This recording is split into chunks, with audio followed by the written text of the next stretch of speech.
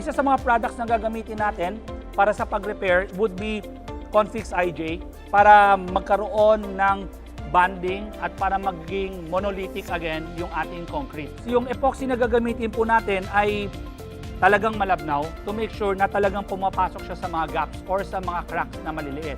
Once fully cured, it will cure up to 12,000 PSI. Ito si Confix IJ, as you can see, meron siyang hose and then meron siyang mga copper tubes. At the same time, meron tayong gun para magamit. This is two-part. So, makikita mo dito, nandito yung static mixer.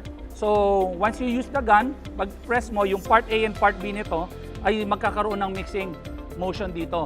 So, ang kailangan mong gawin, pag-mix, pag-out nito, palabasin mo muna ilang portion kasi yung unang portion hindi nakahalo ng maayos. What we will do is that we're not going to use a V-cut dito, no? But rather we're going to use a straight cut. And then do a drill and then ipapasok natin yung copper tube up to 25 mm. Okay? So after natin napasok yung copper tube, maglalagay naman tayo ng medyo mas malapot na epoxy para yun yung magsasara. And then pag-pump natin yun para hindi lumabas yung epoxy. So pag pump natin sa unang copper tube or injection packer, pag hindi na natin ma-press, ibig sabihin, pwede na tayo lumipat sa sunod na injection packer.